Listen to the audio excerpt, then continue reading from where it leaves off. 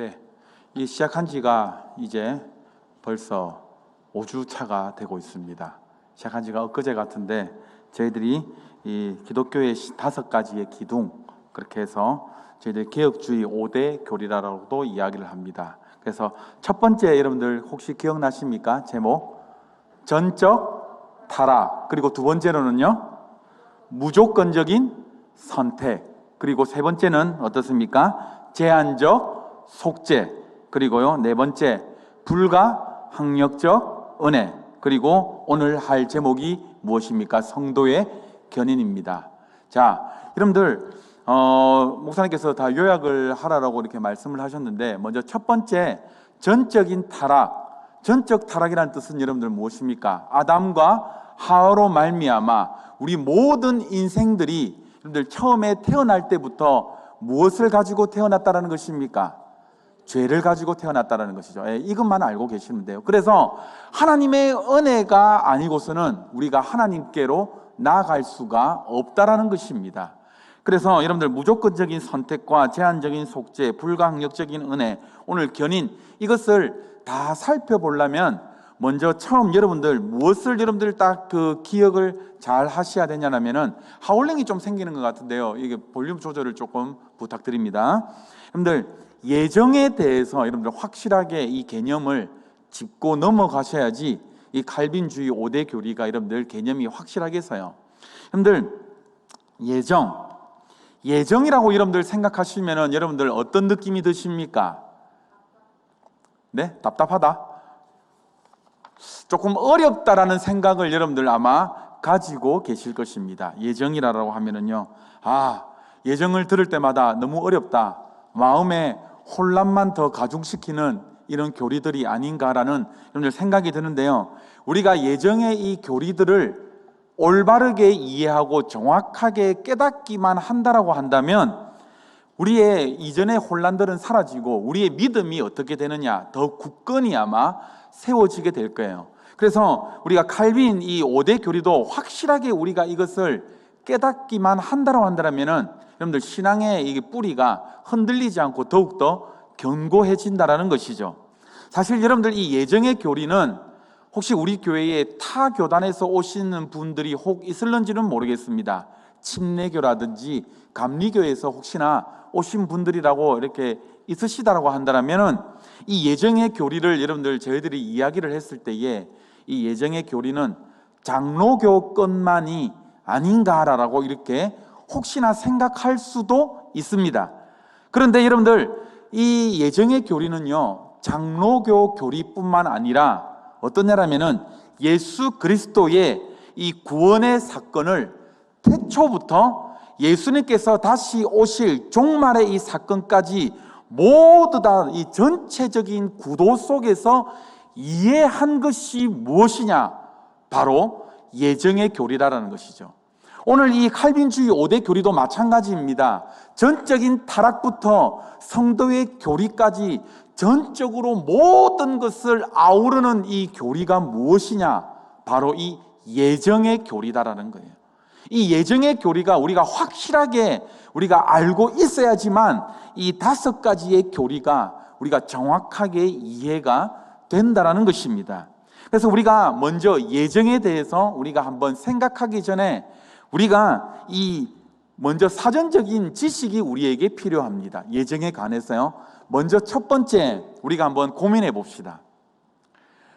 여러분들 다 예수 그리스도를 믿고 구원을 받았죠? 이 소리가 이렇게 여러분들 시원찮으시면 안 됩니다. 다들 우리가 예수 그리스도가 우리의 마음속에 계시고 예수님을 믿음으로 말미암아 우리가 구원을 얻었죠? 네, 아멘. 그러면 여러분들 이 받은 구원이 취소가 될 수가 있습니까? 없습니까? 너무나 확실하네요. 자, 그러면 제가 나중에 본문을 가지고 여러분들 제가 질문을 던져볼 건데 그때도 여러분들 이 말씀을 하실 수가 있는지 한번 생각을 한번 해보세요. 이 질문입니다. 우리가 받은 이 구원이 취소가 될 수가 있는가? 아니면 없는가? 이거를 알아야 되고요. 두 번째로 하나님께서 우리가 이제 아까 전에 제가 예정이라고 얘기했는데 하나님께서 모든 것들을 생각하시고 이 모든 우주 만물을 이끌어 가시는 이 모든 일들을 우리는 무엇이다라고 부르냐면은 한번 따라해 봅시다. 작정. 작정이라고 부릅니다. 그러니까 하나님께서 이 세상에 일어나는 모든 일들을 미리 아실 수가 있는 것을 무엇이다라고 부른다라고요? 작정이라고 부릅니다. 그러면 지금 제가 무엇에 대해서 알아야 된다라고 이야기했습니까? 예정에 대해서 알아야 된다라고 했죠. 그럼 이 예정은 무엇이냐면은 이 작정이라는 큰 카테고리 안에 포함되어 있는 것이 바로 무엇이냐? 바로 예정입니다. 그러니까 하나님께서 모든 것을 아시고 모든 것들을 이끌어 가시는 일들을 뭐라고 이야기를 한다라고요? 작정이라고 이야기를 한다라면은 그 속에 무엇이 들어가 있다? 예정이라는 게 들어가 있습니다. 그러면 우리가 흔히 계속해서 예정론 이렇게 하고 예정이라고 이야기하는데 이 예정이라는 것은 과연 무엇을 이야기를 하는가라고 한다면은 예정은 뭐냐? 우리 한번 따라해 봅시다. 하나님의 작정 가운데에 특별히 도덕성을 가진 피조물들에 관한 작정을 우리는 예정이라고 부릅니다. 이해가 되셨어요? 하나님께서 하시는 모든 일들을 뭐라고 부른다라고요? 작정이라고 부릅니다. 그래서 지나가는 새 한 마리가 떨어지는 것도 여러분들 무엇입니까? 하나님의 허락 없이는 절대로 일이 일어날 수가 없는 거예요. 그런데 우리가 지금 생각을 해보는 예정은 무엇이냐? 그 모든 작정 가운데에 특별히 제가 무엇이다라고 했습니까? 도덕성을 가진 피조물이라고 이야기했습니다. 도덕성을 가진 피조물에 관한 작정이 무엇이다? 예정이다. 이해가 되셨어요? 그럼 여기서 여러분들이 반드시 저에게 질문을 던져야 돼요. 무슨 질문을 던져야 됩니까? 도덕성을 가진 그 피조물이 무엇이냐라고 저한테 물어야 되죠. 여러분들 아십니까? 모르잖아요. 맞죠? 혹시 아시는 분? 도덕성을 가진 피조물은 무엇이냐? 바로 첫 번째 따라해볼까요? 천사. 그리고 누구냐라면은 바로 인간의 몸을 입고 사람의 몸을 입고 오신 바로 누구시냐? 예수 그리스도. 그리고 또 누구입니까? 바로 우리들 인간입니다. 이 세 부류에 관해서 이 세 가지에 관해서 작정한 게 무엇이다? 바로 예정이라는 거예요. 도덕성을 가진 피조물이 바로 이 세 가지입니다. 다시 한 번 더 생각해 봅시다. 첫 번째 뭐라고요? 천사에 관한 것. 두 번째요? 사람의 몸을 입고 오신 바로 예수 그리스도. 그다음에 세 번째요? 우리 인간이라는 것이에요. 이것을 작정을 하는 게 바로 무엇이다? 바로 예정이라는 것을 우리가 알아야 됩니다. 자, 그런데 이 예정은요, 크게 두 부분으로 나눠집니다. 조금 복잡합니다. 여러분들 잘 생각을 하셔야 돼요. 오늘 머리를 이렇게 잘 돌리셔야 돼요. 헷갈릴 수가 있으니까. 예정은 크게 두 부분으로 나눠집니다. 어떤 부분이냐면은 선택과 유기로 나누어집니다. 다시 한 번 더 말씀드립니다. 예정은 크게 두 부분으로 나눠지는데 무엇과 무엇으로 나누어진다라고요? 선택과 유기로 나누어집니다. 그러면 선택은 무엇이냐라고 하면은 인류 중에 얼마를 우리가 계속해서 이 5대 교리 중에 우리가 배웠습니다. 하나님께서 택하신 자들을, 맞죠? 온 인류 중 가운데에 하나님께서 예수 그리스도 안에서 구원하시고자 하는 작정하신 하나님의 영원한 목적이 바로 무엇이냐? 바로 예정 가운데의 선택이라는 것이죠.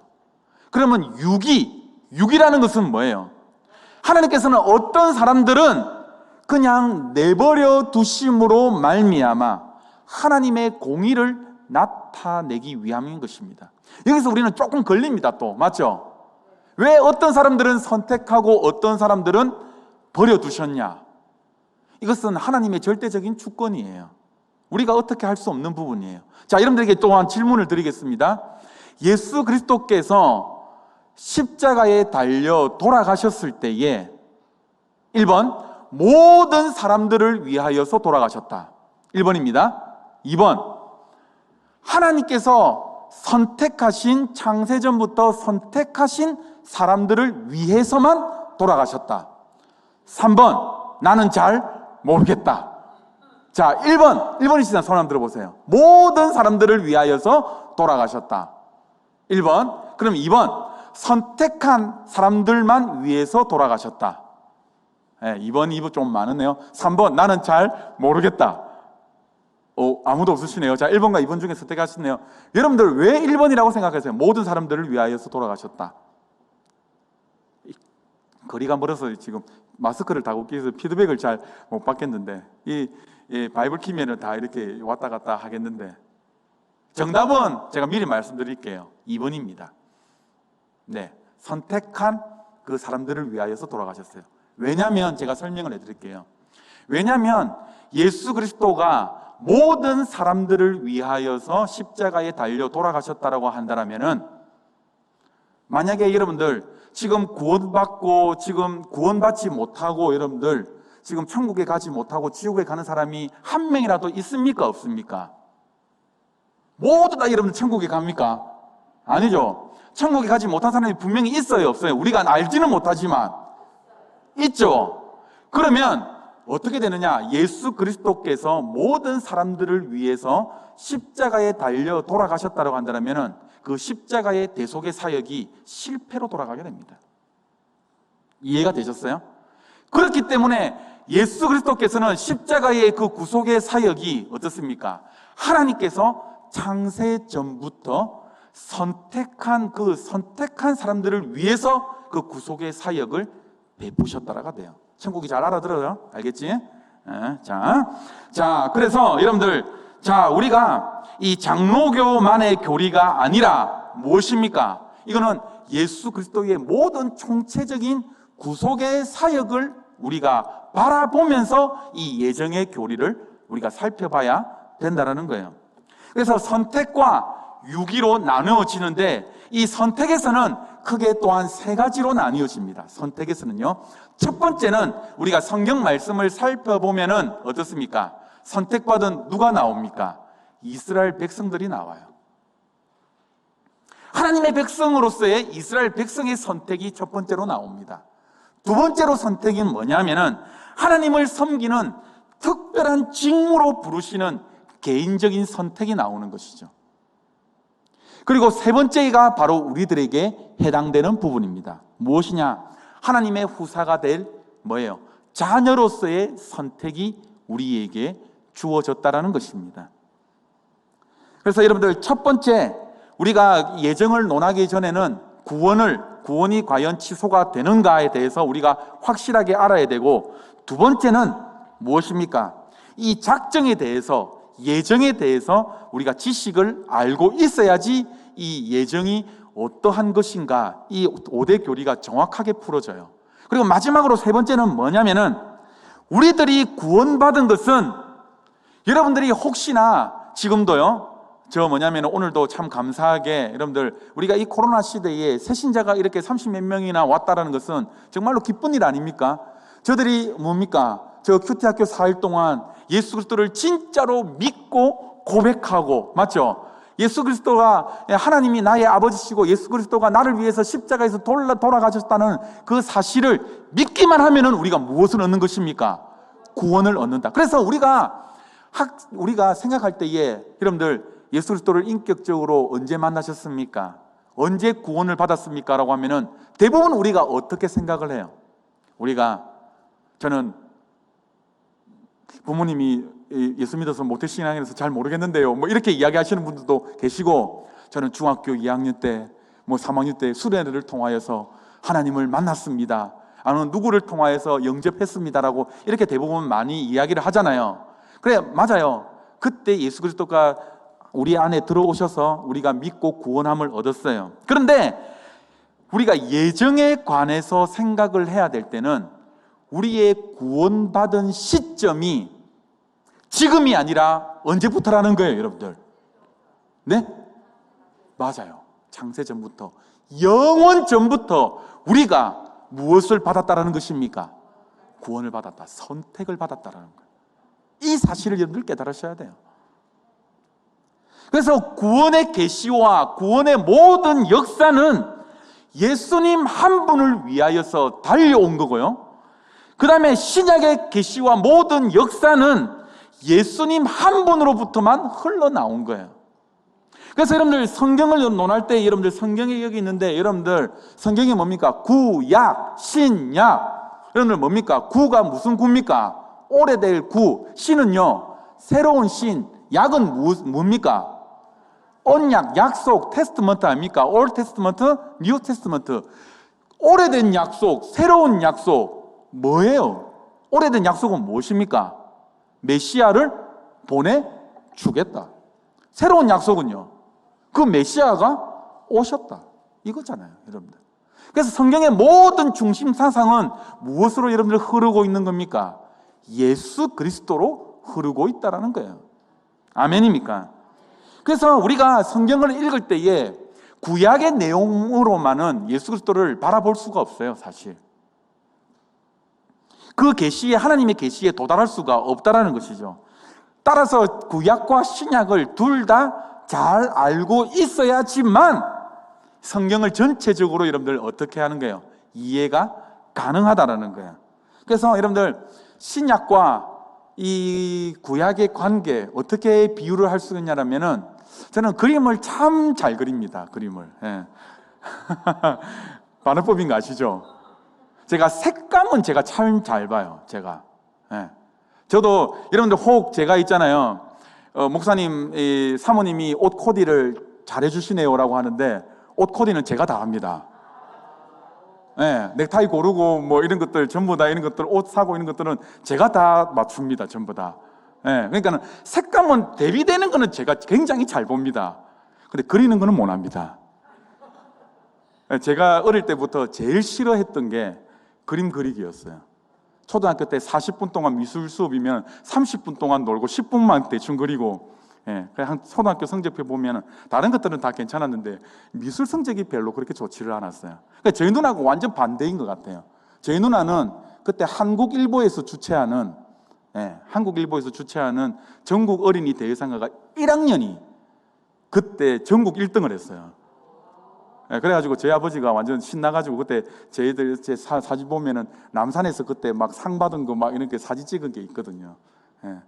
근데 저희 누나의 피를, 저희 누나가 아니지, 저희 약간 미술을 잘하시는 분 피를 물려받은 것 같은데 하는 거는 못하고 색감은 좀 이렇게 받은 것 같아요. 어쨌든 이렇게 구약과 신약은 그림에 대한 설명으로 이렇게 비유를 할 수가 있는데, 여러분들 혹시 여러분들 미술관 가보셨어요? 혹시 여러분들 추상화라든지 여러분들 현대 미술 이런 거 혹시나 여러분들 보셨습니까? 작가의 설명 없이 여러분들 그 그림을 여러분들 다 이해를 하던가요? 할 수 있습니까? 얼마 전에 이런 일이 있었어요. 제가 예전에 어릴 때에 중학교 때인가 고등학교 때 저희 외삼촌이 제 방에 한번 들어오시더니 이거 무슨 그림이고 이렇게 이야기를 하시는 거예요. 외삼촌이 이거는 뭐 초등학생이 발로 그린다라고 이야기를 하는 거예요. 나지막하게 제가 뭐라고 이야기했는 줄 압니까? 외삼촌 그 밑에 영어로 된 작가 이름을 한번 읽어보십시오 라고 했는데 작가가 누구인 줄 압니까? 피카소였습니다. 피카소 그림을 보고 피카소 복제품을 제가 이렇게 걸어놨었는데 저희 외삼촌이 그 작품을 알아보지는 못하고 이거는 거의 뭐 발로 그린 정도라고 평가를 할 정도니, 여러분들 우리가 있잖아요. 아무리 이게 이 그림을 잘 뭐 이렇게 미술이 잘하는 분들이라 할지라도 그 작가의 도움 없이는 사실 그 작품이 어떤 내용으로 그려졌는지 사실 잘 몰라요. 맞죠? 이거와 똑같아요. 구약을 여러분들 구약이 그림이라고 생각을 한다면 신약은 그 그림에 대한 뭐라고 생각하시냐면은 해설이라고 생각하시면 돼요. 구약은 그림이고 신약은 무엇이다? 해설이다 라고 생각을 하시면 됩니다. 그래서 우리가 예정을 이해하는 방법에 있어서 예수 그리스도의 그 계시의 중심성을 이해를 해야 된다는 거예요. 모든 성경이 예수 그리스도의 중심성으로 흐르고 있고, 그 다음에 제가 이야기했죠. 하나님의 그 큰 뭡니까? 작정 가운데에, 예정 가운데에 그 하나님의 언약 가운데에 뭐가 들어가 있다? 예수 그리스도도 예정에 포함이 되어 있다는 것입니다. 이것을 여러분들 아셔야 됩니다. 그래서 우리가 예정의 교리를 여러분들 설명할 때에 이렇게 설명하죠. 우리가 흔히 이렇게, 저도 초등학교 때, 중학교 때 너무나 저 자신에게 이 질문을 많이 했습니다.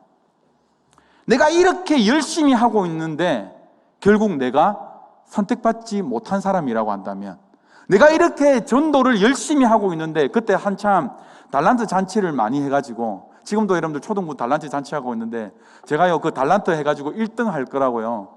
제가 그때 9시에 예배잖아요 보통. 그때 9시 예배면은 제가 그 어린 나이에 7시 반에 일어났습니다. 그래서 우리 반 선생님과 차를 타고, 그 명지가요 얼마나, 지금 여러분들 제가 살던 명지는요 저 강동동하고 맞닿은 도시고요, 제 친구들이 살던 저 명지는요 지금 호산나 교회에 있는 그 위치입니다. 그러니까 친구들을 태우려면 1시간이 넘도록 그 애들을 다 데리고 와야 되는 거예요. 예. 그렇게 전도를 막 이렇게 해가지고 이렇게 애들을 왔었는데, 문제는 뭐냐, 중학교 때 제 마음이 이렇게 드는 거예요. 예정론을 이렇게 배웠을 때에 하나님께서 선택한 자라고 한다고 한다면, 내가 이 전도한 사람이 예수 안 믿으면 어떡해? 그럼 나의 이 열심은 다 뭐가 되는 거야? 헛거가 되는 거 아니야? 이런 생각이 혹 들 수도 있는 거죠. 맞죠? 저만 들은 거 아니잖아요. 맞죠?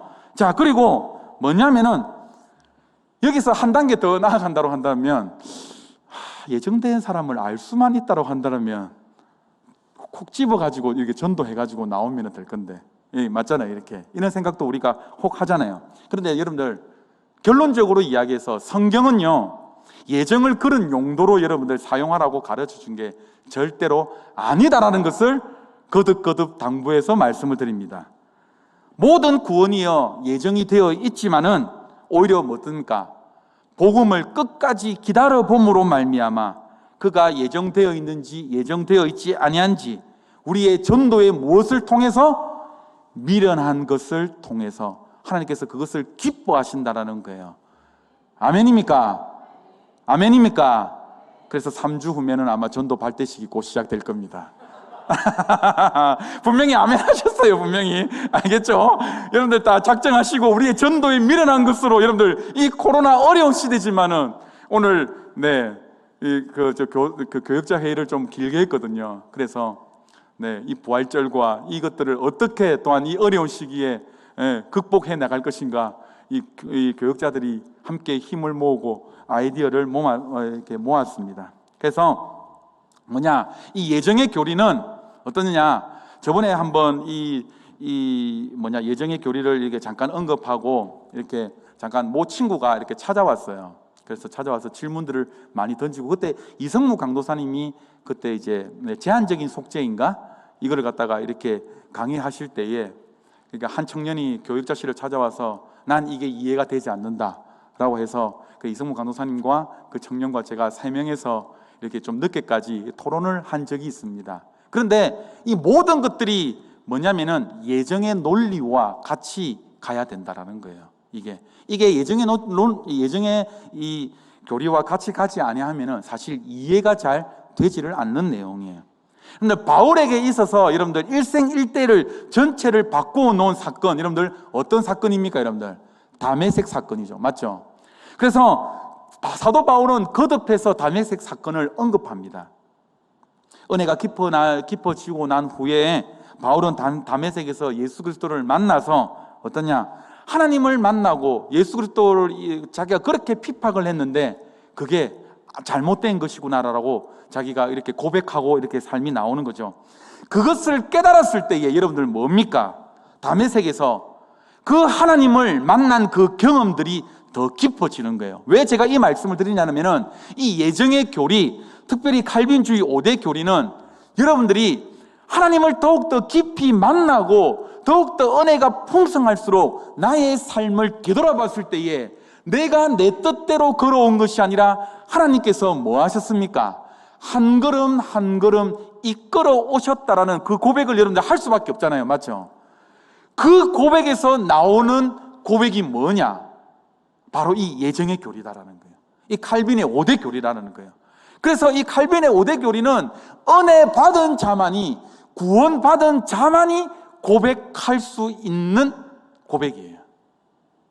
우리의 삶을 뒤돌아봤을 때에 내 힘으로, 내가 친구를 통해서 이 함께하는 교회에 나왔다라고 생각했지만, 내가 부모를 통해서 내가 예수를 믿었다라고 생각했지만은 아니었구나. 하나님께서 나를 너무나도 사랑하셔서 창세전부터, 영원전부터 나를 선택하시고 나를 지금도 이끌어가고 계시고 하나님의 자녀로 삼아주셨다라는 그 고백이 뭐예요?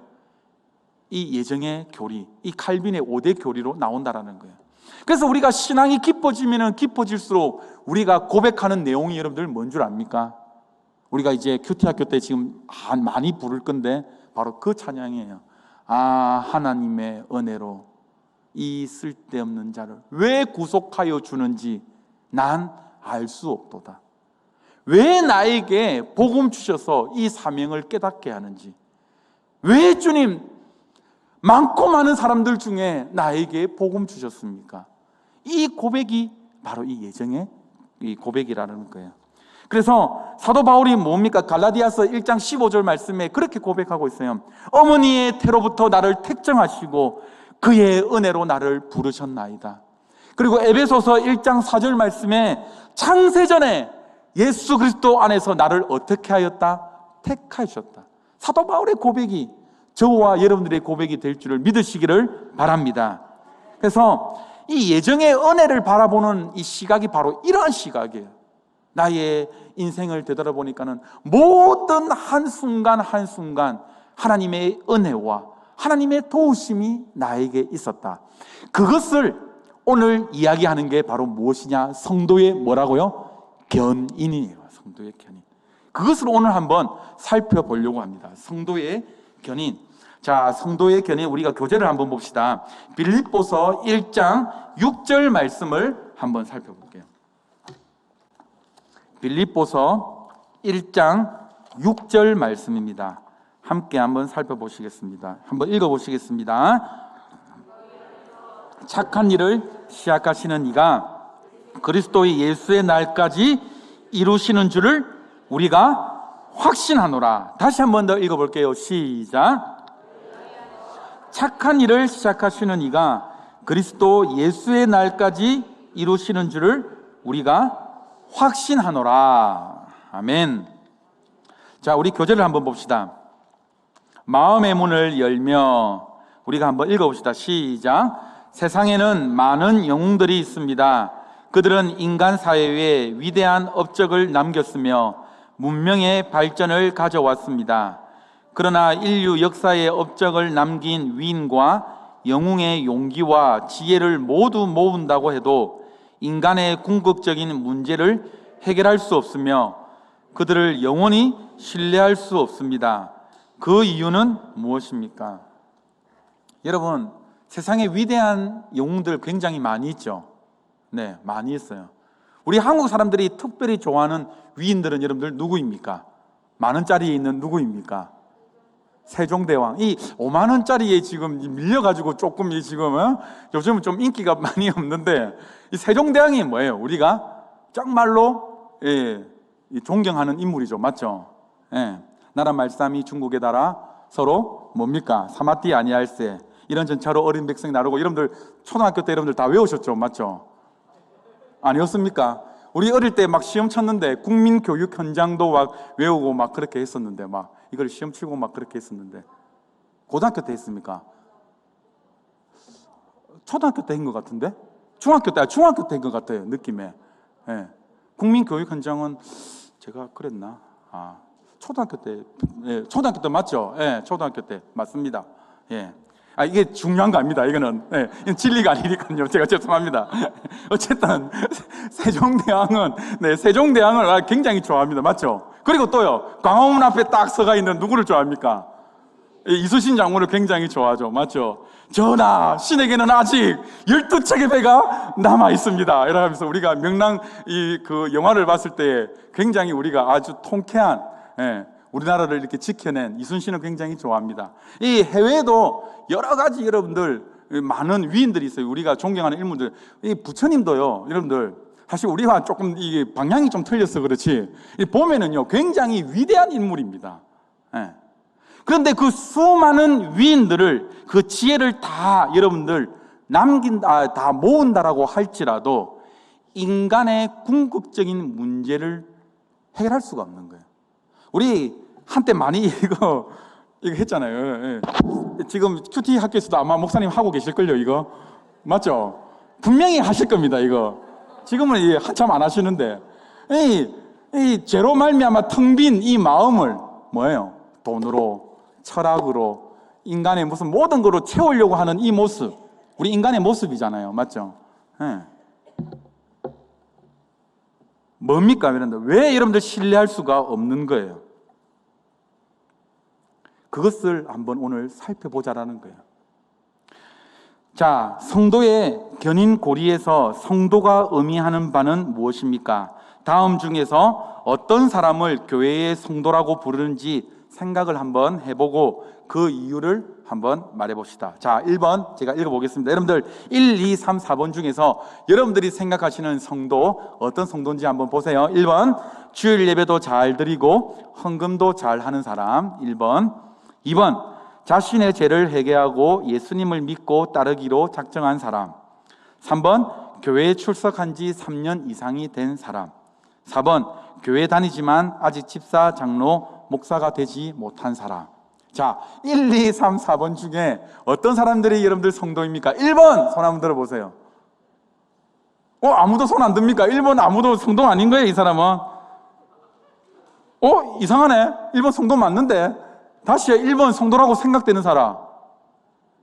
2번. 그럼 2번이 성도라고 생각되는 사람요. 그럼 3번요. 3번이 그럼 출석한 지 3년 이상 되는 사람. 이것도 아무도 없습니까? 그럼 4번. 그럼 손 안 든 사람 뭐예요? 네, 지금 봤습니다, 지금. 5번 잘 모르겠다.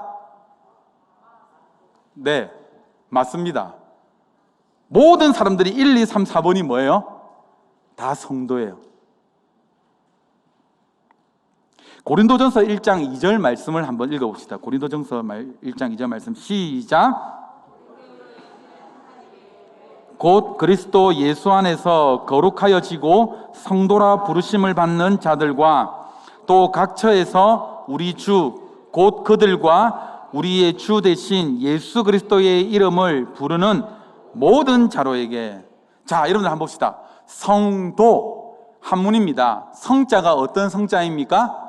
거룩할 성자. 도는요 무리 도자입니다. 그러면 우리나라로 해석을 하면은 한글로 직역을 하면은 무엇입니까? 거룩한 무리들이라는 뜻입니다. 우리 지금 기독교에, 우리 한국 기독교에 직분들이 다 있죠, 맞죠? 우리 교회는 또 권찰이라는 또 직분도 있는데, 만약에 처음 교회를 아예 다니시지를 않다가 우리 교회 다른 교회 한 번도 안 다니시고 우리 교회에 딱 들어오시면은 요람에다가 뭐라고 적습니까? 누구누구 홍길동 씨가 왔다 그러면은 홍길동 뭐예요? 성도라고 부릅니다. 맞죠? 예. 거기서 이제 2년이 지나고 3년이 지나면 뭐 제자반을 수료하고 하면은 권찰됐다가 서리집사 됐다가 이렇게 되는 것이죠. 자, 그런데 성도라는 말은 이 말입니다. 하나님의 은혜로 구원을 받은 거룩한 백성이라는 게 성도라는 뜻이죠. 그래서 거룩한 백성, 거룩한 무리라는 뜻을 가지고 있습니다. 여러분들, 그런데 여기서 성도가 거룩하다라고 인정을 받는 이유가 여러분들 무엇일까요? 나 거룩하지 않는데, 나 죄 많이 짓고 있는데 거룩하다라고 여러분들 인정을 받는 이유가 무엇입니까? 이유가 뭐예요? 그렇죠. 하나님께서 거룩하셔서, 이거를 다른 말로 이야기하면 오직 예수 그리스도의 십자가의 공로 때문입니다. 이미 예수 그리스도의 십자가에서 모든 우리의 죄 사함을 하셨기 때문에, 우리의 죄를 다 사해 주셨기 때문에 우리가 뭐라고 이야기합니까? 거룩하다라고 불릴 수가 있는 거예요. 그래서 우리가 판단하기에 우리가 너무 죄를 많이 짓는데 이 정도라면은 내가 진짜로 신자인가라고 생각할지도 모르겠지만은 뭐예요?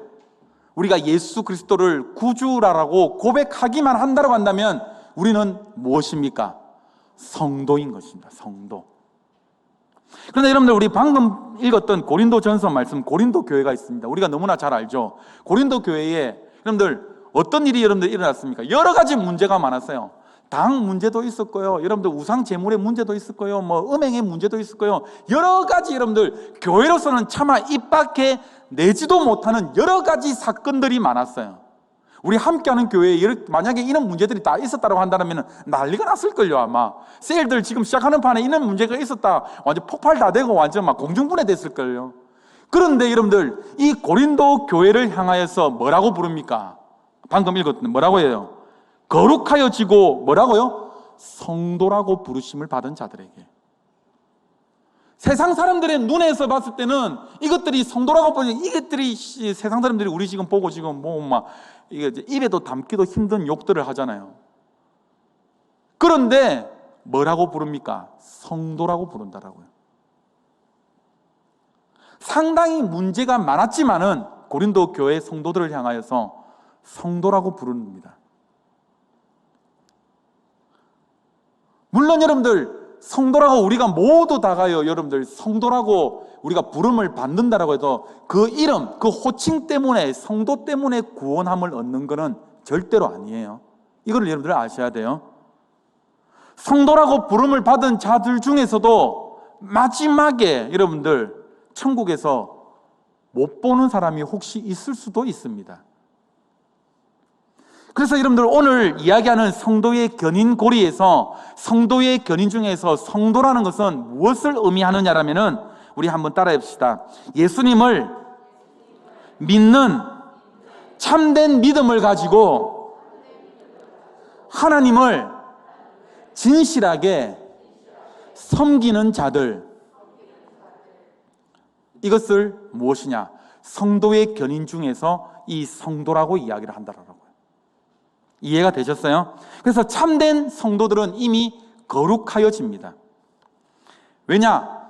하나님께서 이미 우리를 거룩해 하게 하셨기 때문이에요. 그런데 아직 완전한 나라가 오지를 아니하였기 때문에 이 땅에 사는 날 동안 여러분들 성도가 여러분들 어떻습니까? 죄를 지을 수밖에 없어요. 자, 오늘 여러분들 아침에 여러분들 몇 시에 일어나셨어요? 공개를 하면은 부끄러운 일인가요? 6시에 일어났다, 7시에 일어났다 싶시다. 지금 거의 12시간이 지났죠.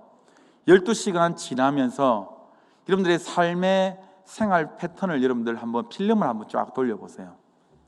아침에 일어나셔서 자녀들을 학교를 보내고 아침에 직장에 출근할 때에 직장 생활 가운데에 오늘 저녁까지 교회 돌아오면서 이 순간에 앉아 지금 있는 순간까지 얼마나 많은 죄들을 여러분들 지으셨습니까? 한번 돌려보세요.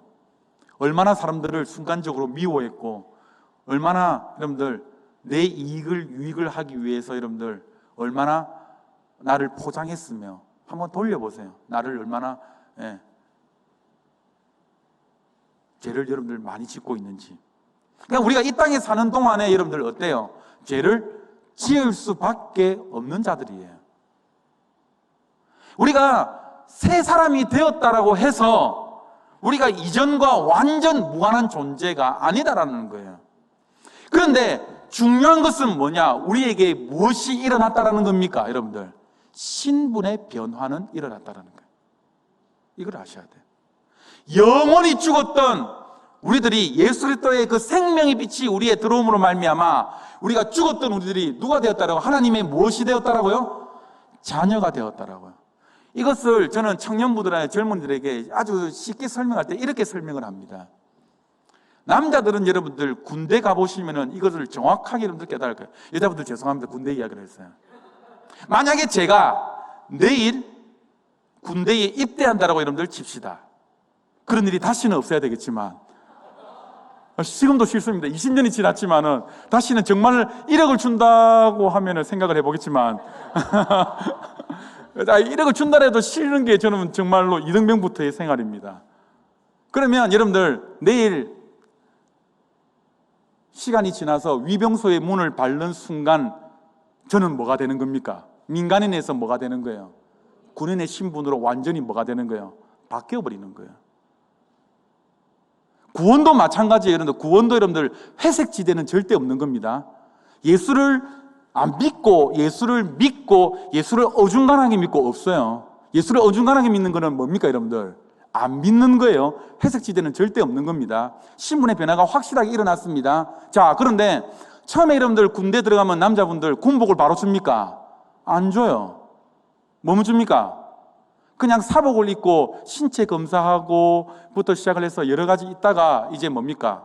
부모님들에게 그 사복을 포장하고 군복으로 갈아입죠. 그리고 자대 배치 받을 때에 또 웃긴 거는 뭔지 압니까? 6주간 군사훈련을 끝마치고 난 다음에 자대 배치 받으면은 제 때는 그래서 지금은 어땠는지 모르겠지만 노란 병아리 견장을 붙여줬어요. 이 애는 위험한 인물이다. 건들면은 탈영한 인물이니까 절대로 한두 달 정도는 건들지 마라. 신입생이라고 노란 견장을 이렇게 붙여줘요. 그러니까 멀리서만 봐도 저거는 뭐다? 신병이니까는 건들지 말라는 거예요. 우리가 보기에는 실수투성이고 여러분들 뭐예요? 군인 안 같아요. 그런데 우리의 기준은 항상 뭐에 바라보고 있습니까? 말년병장에 바라보고 있잖아요. 나도 저 말년병장처럼 저렇게 화려한 총검술과 저 사격술을 내가 해보고 싶다. 그런데 뭐예요? 끊임없이 군대 짬밥을 먹으면 먹을수록 여러분들 어떻다라는 거예요?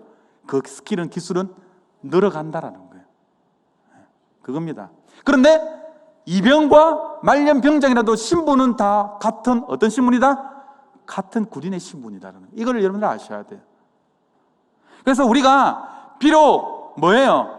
이 땅에 사는 날 동안에 우리가 죄를 지을 수밖에 없고 죄를 짓지 않는 성도는 단 한 사람도 없어요. 그러나 우리가 예수 그리스도를 믿음으로 고백한다고 한다면 그 사람은 누구이다? 성도다라는 거예요. 성도라는 거예요. 거룩하다라고 이야기하는 거예요. 그래서 우리가 이미 시작되었지만 아직 여러분들 완성되었지 않았다라는 이 구도 속에서 우리가 이해가 되는, 예수 그리스도께서 오실 때에. 그래서 우리가 예수 믿는 사람들이 평생의 여러분들 목표가 뭡니까? 그리스도의 장성한 분량까지 우리가 어떻게 되는 거예요? 자라나는 거예요. 말년병장의 그 순간까지 예수께서 다시 오가 내가 그거를 예수님을 다시 대면하는 순간까지 우리는 계속해서 뭐예요? 자라나야 되는 게 우리의 본분이다라는 거죠. 성경의 수많은 인물들을 보면은 우리가 참 위로를 많이 받아요. 그렇게 우리가 좋아하는 다윗도 어떻게 합니까, 여러분들? 쓰러지잖아요. 그러니까 우리는 연약함이 있지만은 우리는 누구이다? 성도라는 거예요. 이것을 여러분들 확실하게는 믿고 가셔야 돼요. 자, 그래서 여러분들 디모데후서 2장 25절 말씀을 한번 읽어봅시다. 디모데후서 2장 25절 말씀입니다. 시작. 거역하는 자를 온유함으로 훈계할지니 혹 하나님이 그들에게 회개함을 주사 진리를 알게 하실까 하여 라고 이야기합니다. 우리가 이 땅에 사는 동안에는요, 여러분들 죄에서 완전히 여러분들 자유로울 수는 없어요. 하나님께서는 죄를 극하게 여러분들 뭡니까? 극히 여러분들 싫어하시기 때문에 여러분들 그분에게는 어둠이 전혀 없으신 분이시기 때문에 무엇입니까? 여러분들 우리가 끝까지 뭐예요? 이 죄를 싸워서 이겨내야 된다는 거예요. 그래서 여러분들 뭐냐? 회개의 개념을 여러분들 분명하게 아셔야 돼요. 우리가 흔히 안 하는, 우리 아는 영화 그 뭐 전도연 나왔던 그 영화 뭡니까? 그거 밀양. 우리가 기독교의 적나라한 부분을 보고 보여주고 있잖아요. 우리가 여러분들도 생각하면 회개라는 것은 여러분들 어떤 식으로 해요? 오늘 뭐 잘못 지었다. 하나님 죄송합니다. 죄송. 네, 이거 다시는 안 할게요.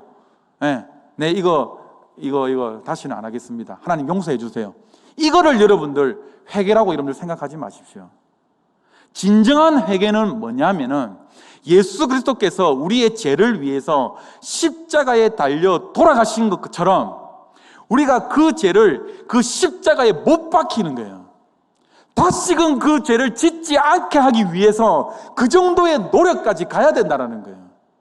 그런데 우리는 회개를요 너무 쉽게 생각하고 그냥 나와서 눈물 한번 몇 방울 흘리고 하나님 잘못했습니다. 이게 여러분들 회개라고 생각하는 분들이 많다라는 거예요. 아니에요, 여러분들. 회개는.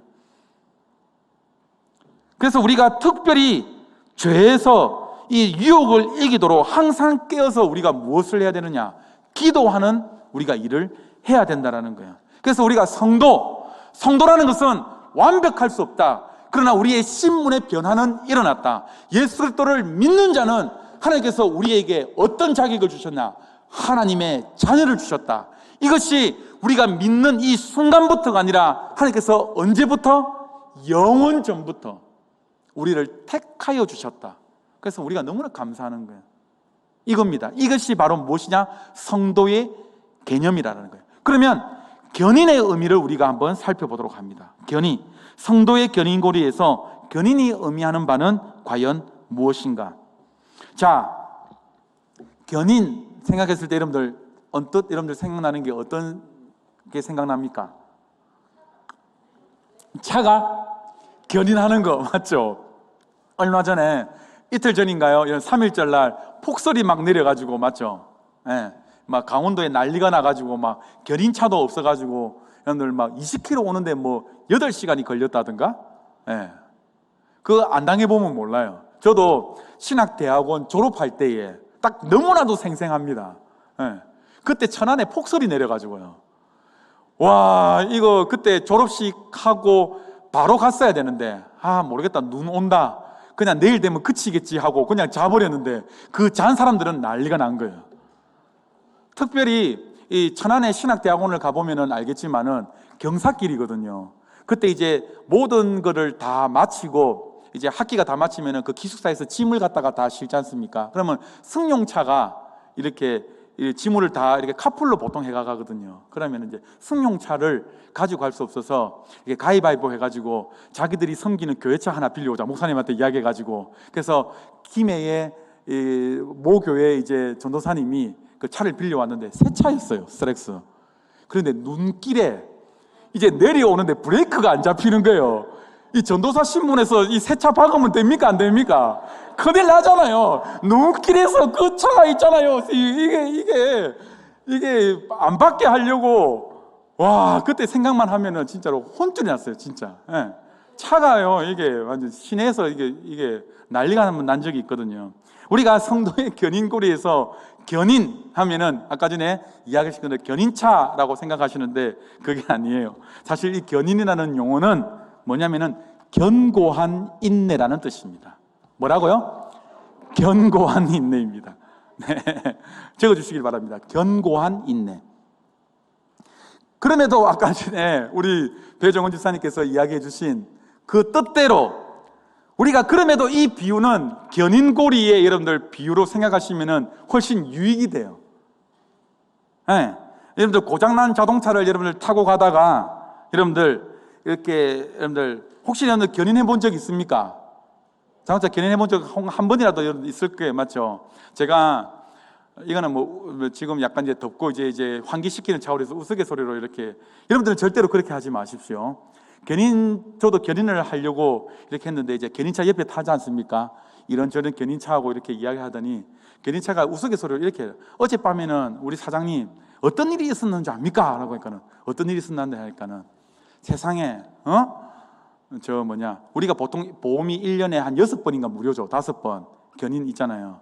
이게 1년 동안 쓸 일이 없으니까는 어느 여자가 술을 먹고 대리운전을 부르기 싫으니까 견인을 부른 거예요. 걸어라라고. 요새는 그렇게 합니다라고 막 그렇게 이야기를 하더라고요. 이렇게. 예. 여러분들은 뭐 술 드시는 분이 없으시니까는 뭐 그렇게 이용은 안 하시겠죠. 그래, 예수 안 믿는 사람들은 그렇게 보험을 5번 이렇게 씁니다. 이렇게 해가지고. 네. 어쨌든 이렇게 우리가 엔진이 고장나거나 자동차가 고장났을 때에 힘 좋은 자동차가 그 차를 끌고 간다라고 한다면은 여러분들 아무리 여러분들 뭡니까? 높은 오르막이라고 할지라도 여러분들 제일 신경질 날 때가 언제인 줄 압니까? 자전거를 타고 가는데 오르막길에 딱 섰는데, 저번에 아주 좋은 예가 있다. 어떤 예라면은 이 한참 자전거가 유행할 때가 있잖아요, 맞죠? 그때 있었잖아요. 지난 교회에서 모든 교육자들이 자전거가 이 바람이 불어가지고요. 그래, 그때가 월요일 날이구나. 쉬는 날에 모든 교육자들이 이제 이걸 무슨 바지라고 이야기하죠? 딱 달라붙는 거 있잖아요. 다 입고 다 이게 착용을 하고 아주 그거 한 마음으로 첫 발을 딱 해서 저 김해에서 구포로 지나가지고 어디냐면은 저 삼랑진 정도까지 올라갔어요. 문제는 그 자전거 도로가 이렇게 잘 되어 있잖아요. 중간에 이 청년부를 담당하시는 목사님 그 타이어가 펑크가 나버리는 거예요. 그런데 이거는 어떻게 합니까?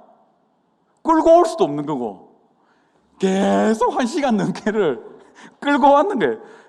진짜로 와 진짜 화가 나더라고. 이렇게 우리도 이렇게 그냥 나놓고 갈 수가 없으니까는 같이 이야기하면서 이렇게 걸었던 적이 나요.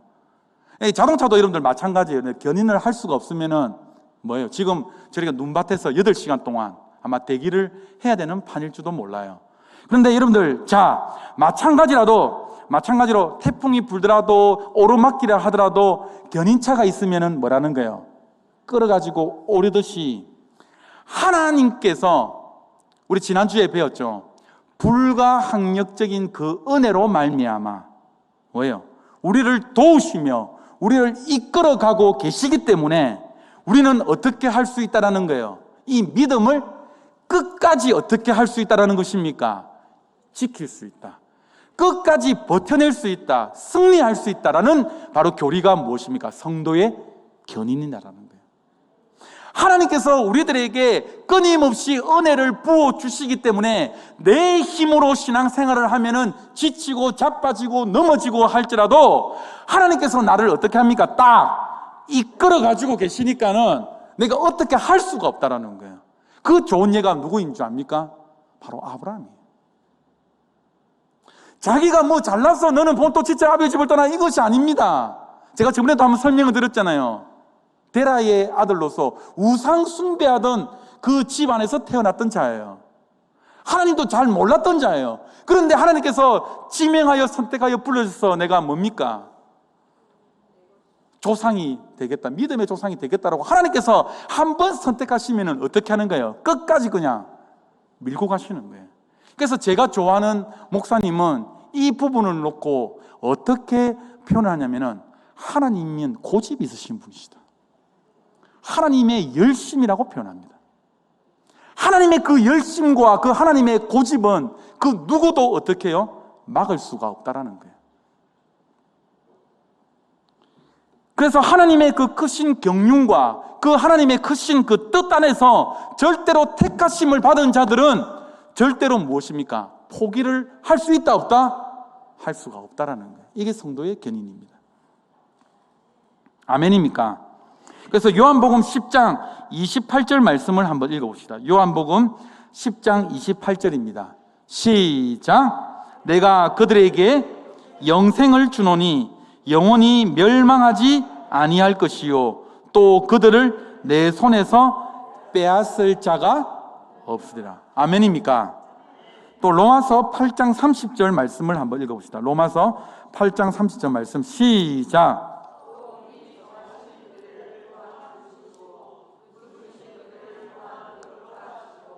어렵다 하신 그들을 또한 영화롭게 하셨느니라. 그래서 여러분들 하나님의 부르심에 있어서는 절대로 어떻게 된다?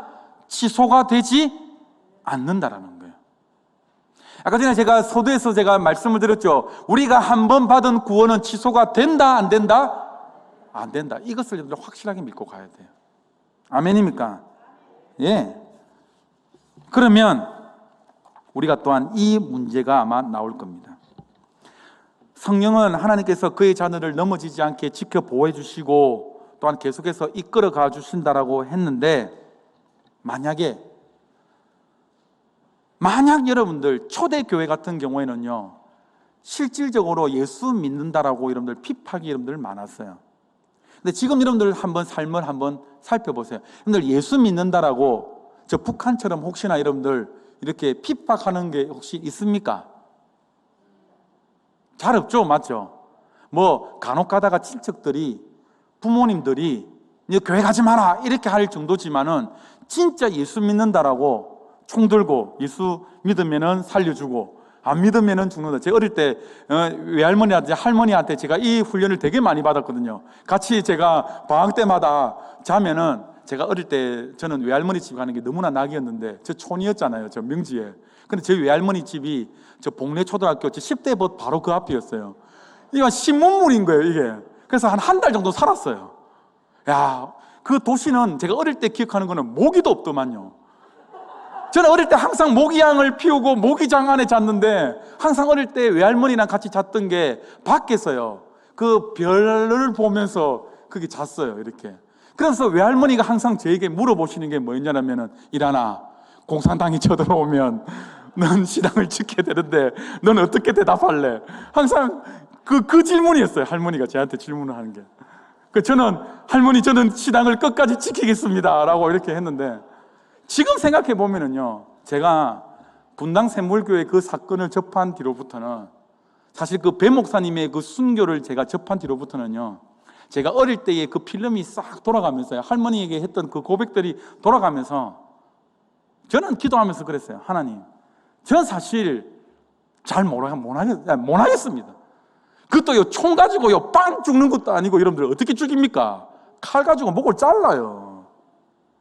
그 상황 앞에서 제가 하나님 믿음을 지킨다라고요, 제가 아무리 목사라고 이야기하지만, 하나님, 그때 제가 신학교 다니고 있었지만 정말로 제가 하나님, 와, 이거는요, 그래서 그 배 목사님을 정말로 제가 존경할 수밖에 없는 거예요.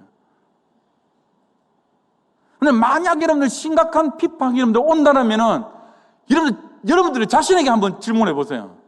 코로나가 이렇게 조금 와도 여러분들, 이거 안 되겠다, 이거 병 걸려가지고 이거 안 되겠는데, 이 병 걸리가 교회 가고 어쩌겠노, 이렇게 하는데, 만약 나에게 심각한 핍박이 온다라고 한다면 나는 정말로 이 믿음을 지킬 수가 있는가? 아마 그때 거짓 성도들은 전부 아마 교회를 아마 떠날 거예요. 지금도 저는 그렇게 생각합니다. 사실 알곡과 가라지가 지금 이 가르는 작업 중이라고 저는 생각돼요. 한국 교회.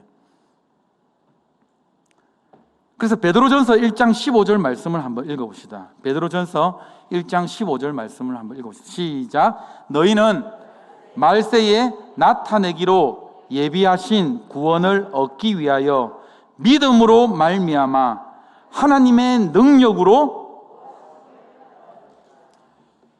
이겨낼 수 있는데, 그 모든 핍박 가운데서도 우리가 담대할 수가 있는데, 그것이 무엇이냐? 이 성도의 견인의 이 원리만 우리에게 확실하게 여러분들 딱 믿음으로서 박히고 있다라고 한다면은, 우리도요, 사실 순교는 아무나 하는 게 아니에요. 이 믿음의 분량이 됐을 때 하는 것이지, 우리에게는 아무리 순교한다라고도 잘 찾아오지 않을걸요. 네. 우리에게 찾아오는 순교는 뭡니까? 우리의 남편이, 우리의 아내가, 우리의 자녀가 우리의 신앙의 걸림돌이 되는 것이지, 거국적인 차원에서 이렇게 그런 것들은 잘 안 오는 것 같아요. 그런데 여러분들, 우리의 신앙을 우리의 매 순간순간마다 하나님의 뜻을 바라면서 우리가 하나님의 뜻을 향할 수 있는 그 원동력이 여러분들 뭐예요?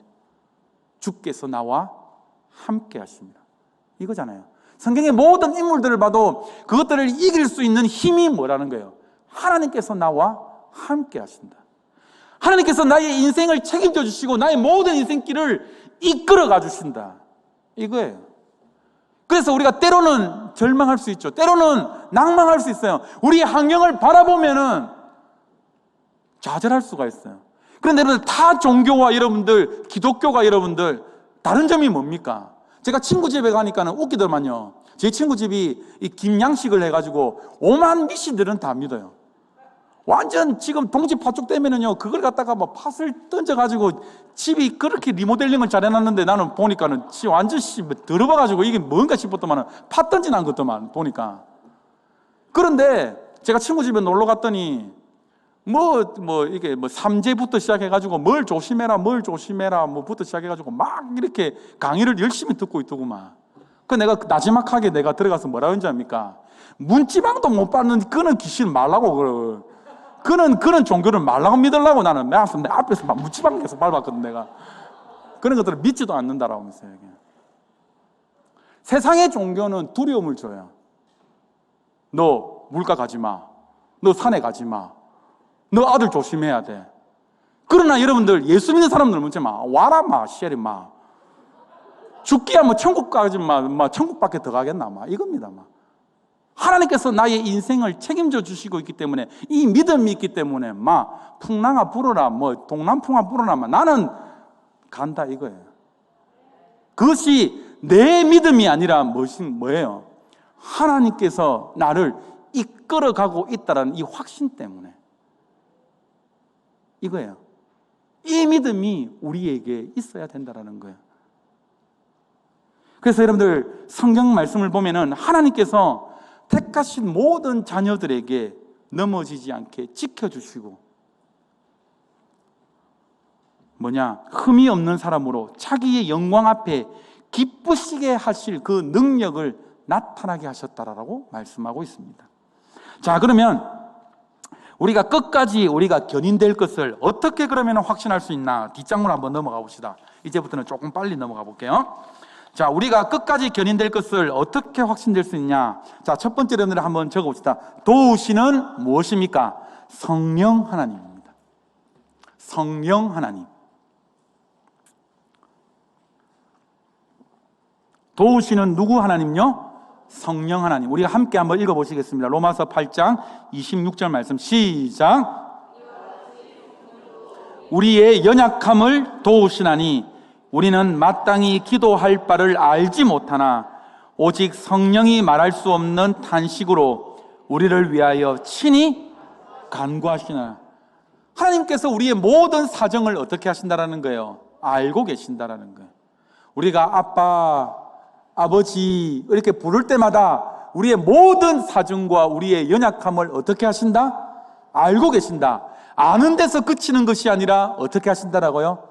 성령 하나님께서 도와주신다라고. 이겁니다. 자, 그리고 두 번째는 뭐냐면은 제가 한번 불러드릴게요. 구원의 보증이 되시는 성령 하나님입니다. 구원의 보증이 되시는 성령 하나님. 성령 하나님께서 우리 가운데에 내주하고 계십니다. 함께하고 계십니다. 그리고 우리의 구원이 확실하다라고 증언해 주시는 것이죠. 그래서 성령을 받은 자들은 결코 구원이 어떻게 된다? 취소가 되지를 않는다라는 거예요. 그런 의미에서 성령 하나님이 우리의 무엇이 된다? 보증이 된다라는 거예요. 여러분들, 보증 무서운 말이잖아요. 맞죠? 혹시 여러분들 여기서 보증 서실 분들 계십니까? 보증이라는 말은 혹시나 완전 나는 듣기도 싫다 하시는 분들도 아마 계실 거예요.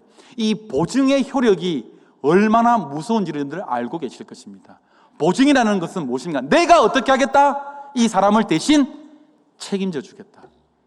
성령 하나님께서 똑같이 우리 성도들을, 나를 어떻게 하시겠다는 겁니까? 책임지겠다라는 거예요. 끝까지 내가 이 자들을 끝까지 내가 책임지겠다라는 보증의 확실한 그것을 서고 계신다라는 것입니다. 자, 그리고 고린도후서 1장 22절 말씀 한번 읽어봅시다. 시작. 그가 또한 우리에게 뭐 하시고 인치시고 또한 무엇으로? 보증으로 우리의 마음에 무엇을 주셨느니라? 여러분들 소고기 보면은 2+ 이런 거 도장 딱 찍는답니까? 이렇게 딱 맞죠? 돼지도 도장 찍고. 그렇지만 우리의 가슴팍에 우리의 이마에 나는 뭐다? 예수님 거, 하나님 거, 하나님의 자녀다는 걸 인을 어떻게 했답니까? 도장을 딱 박아 넣어놨다는 거예요. 네. 하나님께서 보증을 해주신다는, 성령께서 보증을 해주신다는 거예요. 자, 그래서 우리의 마음에 성령을 주셨다는 것이요. 세 번째 무엇이냐? 인도하시는 성령 하나님입니다. 인도하시는 성령 하나님. 한번 읽어봅시다. 요한복음 14장 26절 말씀입니다. 시작. 보혜사 곧 아버지께서 내 이름으로 보내실 성령, 그가 너희에게 모든 것을 가르치시고 내가 너희에게 말한 모든 것을 어떻게 하리라? 생각나게 하리라. 분명히 여러분들 어려운 일이 있다라고 할지라도 여러분들이 기도 가운데에 머무른다라고 한다면은 여러분들이 아버지께 구하면은 반드시 어떻게 하시겠다라고요? 생각나게 하시리라. 이 말이 뭡니까? 여러분들의 길을 인도하여 내신다라는 것입니다. 이 사실을 꼭 믿으시기를 바랍니다. 자, 그러면 의문점을 한번 살펴보겠습니다. 1번, 하나님께서 처음에는 구원하시기로 하셨지만은 그 사람이 죄를 많이 지으면은 하나님의 마음을 바꿀 수도 있지 않나요? 하나님께서 여러분들 마음을 혹시나 죄를 많이 지으면은 바꾸겠습니까? 바꾸지 않겠습니까? 바꾸시질 않습니다.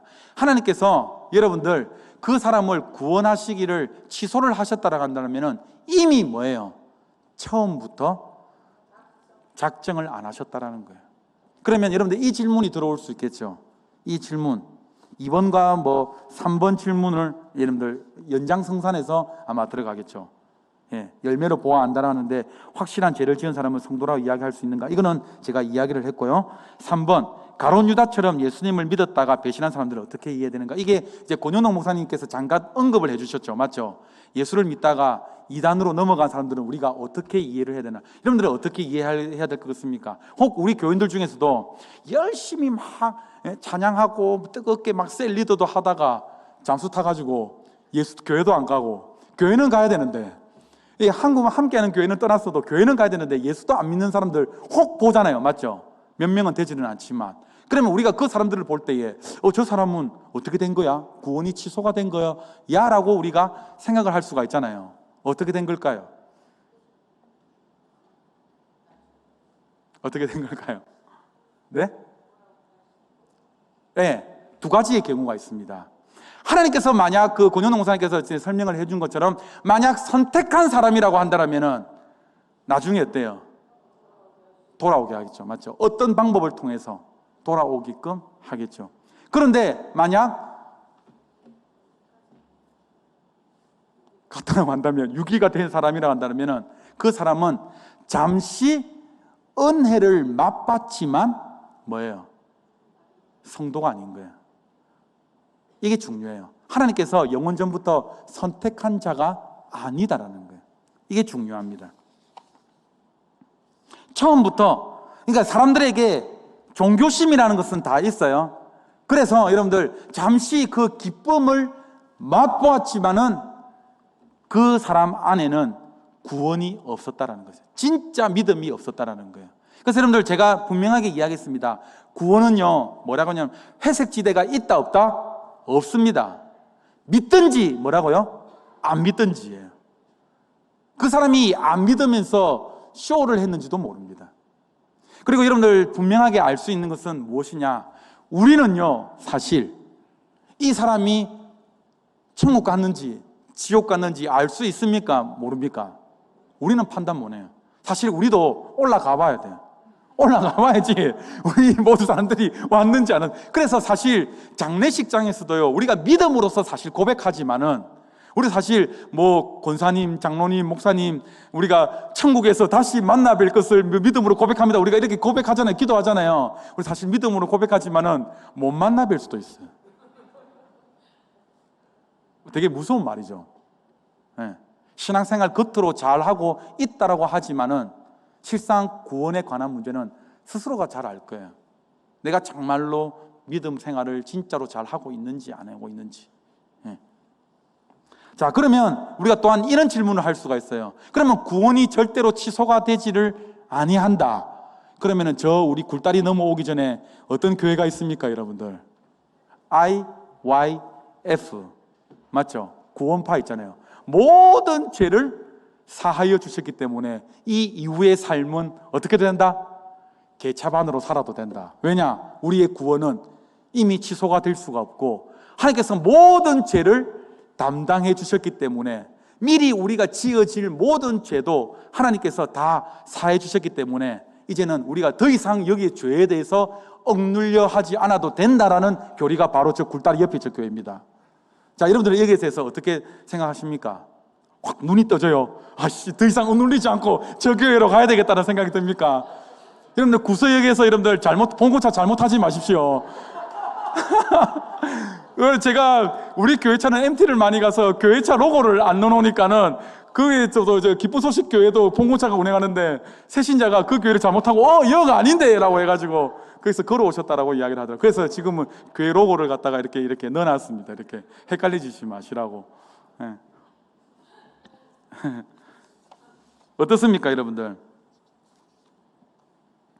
여러분들, 우리가 죄를 지을 수밖에 없는 존재예요. 우리가 연약해서. 그렇다고 해서 우리들은 어떻습니까? 신자들은, 성도들은 죄를 합리화시킬 수는 없는 거예요. 이겁니다. 왜냐? 그리스도 안에 있는 자들은 죄를 짓더라도 여러분들 어떤 반응이 옵니까? 그 죄에서 속히 여러분들 어예요? 미워하며 떠나는 게 우리 믿는 자의 본질이에요. 죄를 미워하는 게 성령님을 모신 마음이에요. 아멘입니까? 그러니까 그분의 성품으로 여러분들 내 안에 성령이 있다 없다, 내가 구원 받았는지 안 받았는지, 특히 청년들 혹시 이 갈등이 많이 오잖아요. 확실한 증거가 뭔지 압니까? 내가 예수 안 믿었으면 이런 고민 안 해도 되는데, 이런 생각 들면 여러분들 성령님 계신 거예요. 왜냐? 성령님이 근심하고 있는 거니까. 내 예수 안 믿었으면 내가 저 사람한테 막말 한번 쏘아푼 것 가지고 내가 저래 사과 안 해도 되는데, 내가 뭐라고? 예수 믿어가지고 내가 왜 이렇게 마음이 이렇게 어려운지. 그러니까 성령 하나님께서 항상 우리가 지은 죄들에 대해서 항상 뭐 하고 계시는 것입니까? 근심하시고 탄식하시고 우리의 갈 길을 인도하고 계신다는 거예요. 그래서 우리가 회개라는 것은 여러분들 분명하게 아셔야 돼요. 우리가 신분의 변화가 일어났기 때문에 하나님의 자녀에 걸맞는 뭐예요? 그 하나님의 자녀로서 살아가기 때문에 우리가 만약 거룩해야 되는 거예요. 왜냐? 그 하나님이 거룩하시기 때문에, 성결하시기 때문에, 그분을 우리가 평생토록 닮아가야 되기 때문에. 그러면 여러분들 자, 이게 이해가 되시고요. 그 다음에 자 5번, 성도의 견인교리가 성도들을 죄에 대해서 무감각하게 하고 나태하게 만들지 않을까요? 오히려 이것을 의심하는 것이 경건에 도움이 되지는 않나요? 그런데 견인교리의 확신은요, 교리에 대한 확신은 신자를 절대로 교만하게 만들거나 안일하게 만들지는 않습니다. 제가 아까 서두에서도 이야기했듯이 사도 바울이 이 고백을 여러분들 들은 순간, 깨달은 순간 어때요? 하나님께서 나의 인생길을 이렇게 이끌어 오셨구나. 그래서 여러분들 이 고백은요, 진짜 하나님을 깊이 경험할 때에 하나님을 만나면은 만날수록 터져 나오는 고백이 바로 이 성도의 견인의 고백이에요. 내가 지금 하나님을 사면적으로 그냥 수박 겉핥기 식으로 만났다고 한다면은 항상 우리의 기도의 제목이 뭐냐? 주시옵소서. 하나님, 돈도 필요합니다. 우리 자녀가 공부 잘해야 됩니다. 항상 기도 제목이 항상 이런 기도 제목이에요. 그런데 주님과 깊은 교제가 되면은 될수록, 주님을 더욱더 깊이 만날수록, 하나님, 왜 나에게 이 은혜를 주셨습니까? 하나님, 왜 나의 삶을 이렇게 인도하고 계십니까? 이 고백이 나올 수밖에 없어요. 깊어지면 깊어질수록. 그래서 하나님의 은혜를 깨달은 자는 오히려 어떻게 해요? 점점 더 겸손해지는 거예요. 나를 더 봐라. 오라, 나는 공고한 사람이로다. 누가 이 사망의 죄에서 나를 건져낼 자라. 이 고백이 터져 나올 수밖에 없다라는 거예요. 그래서 신구약에 나타나는 모든 여러분들, 이 구약의 선인들은 뭐냐? 자신들의 구원을 믿었지만은, 확신했지만은 결코 경건의 훈련을 소홀히 하지 않았어요. 더욱더 매일마다 정진했다라는 것입니다. 아멘입니까? 자, 그래서 요한 1서 3장 3절 말씀 한번 읽어봅시다. 요한 1서 3장 3절 말씀 시작. 없습니까? 제가 안 적어놨네요. 제가 읽어드릴게요. 주를 향하여 이 소망을 가진 자마다 그의 깨끗하심과 같이 자기를 깨끗하게 하느니라. 주를 향하여 이 소망함을 가진 자마다, 다시 나왔네요. 한번 읽어봅시다. 시작.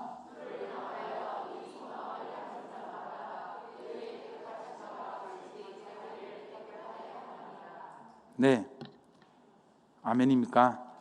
그래서 여러분들 요한 1세 또한, 이 요한 1세의 말씀을 우리가 쭉 살펴보다가 보면은요, 예수를 믿게 된 이후에 다시 죄를 짓지 않는 것처럼 설명하는 구절이 있는데, 이거를 어떻게 여러분들 이해해야 되느냐라고 여러분들 보시면은, 요한 1서는요, 편지는 어떤 자들을 위해서 지어졌냐면은 영지주의자들을 이 주장에 반대해서 기록한 편지입니다. 영지주의자들은 어떤 자들이냐면은 육체는 악에 속했고 영은 선하다라는 주장인 것입니다. 그래서 육체를 가진 인간에게는 죄는 필연적으로 어떻게 하다? 정당하다라는 게 이 영지주의자들의 주장이었습니다. 육체는 악하기 때문에. 다시 말해, 어떤 죄를 지어도 사람의 영은 어떻다라는 거예요? 구원을 받는다라는 이 논리인 것이죠. 그런데 사도 요한은 뭐예요? 하나님께로 난 자들은 어떻게 합니까? 죄를 짓지를 아니한다라고 이야기합니다. 근데 이 말은 아까 우리가 방금 읽었던 말씀은 모든 죄를 절대로 짓지 않는다라는 이 말이 아니라요. 뭐냐면은 하나님의 본성이 그들에게 심겨져 있음으로 말미암아 어떻대래요? 죄를 짓지 않는 것이 그리스도의 어떤 모습이다? 이상적인 모습이다라고 가르쳐주고 있는 거예요. 그러니까 죄를 짓지 않는다라는 것은 절대적인 명제가 어떤 뜻이다라면은 우리가 아까 제가 이야기했죠. 피 흘리기까지 뭡니까? 예수 그리스도께서 피 흘리기까지 싸우는 모습이 어떤 모습이다? 바로 우리 성도들의 모습이다라는 거예요. 그래서 로마서 7장 말씀에 뭐냐면은 자기의 마음으로 원치 않는 악을 행한다라고 표현한 구절이 바로 이 구절이다라는 거예요. 말씀을 이제 마무리를 짓습니다. 성도의 견인고리에서 여러분들 성도 하나님께서 우리를 어떻게 하셨다라고 이야기하셨습니까? 거룩한 자로 불러주셨다고 했습니다. 우리가 이 믿음의 고백을 한 것, 우리가 예수를 믿기 시작한 이 시점이 바로 우리가 예수를 믿기 시작한 이 시점으로 생각하지만 아니요. 하나님께서 우리를 창세전부터 택하여 주시고 이때까지의 우리의 삶을 이끌어 오고 계셨다라고 우리는 배웠습니다. 그리고 더욱더 은혜는 무엇이냐? 하나님께서 우리의 삶을 이끌어 오시고 계속해서 그 마지막 순간까지 놓지 아니하시고 어떻게 하신다라고요? 함께 이끌어 가신다라고 해요. 우리가 이 은혜를 아는 자라고 한다면은 어때요? 우리가 예수 그리스도의 그 성품을 날마다 닮아가야 된다는 거예요. 어떻게? 더욱더 거룩하고 더욱더 어떻게 해요? 성결한 삶으로. 항상 우리의 기도의 제목이 우리 기도의 고백들이 오라 나는 공고한 사람입니다. 왜 나에게 이런 은혜를 주십니까? 왜 나에게 이런 은혜를 주셔서 나의 이 자꾸 죄성을 발견하게끔 합니까?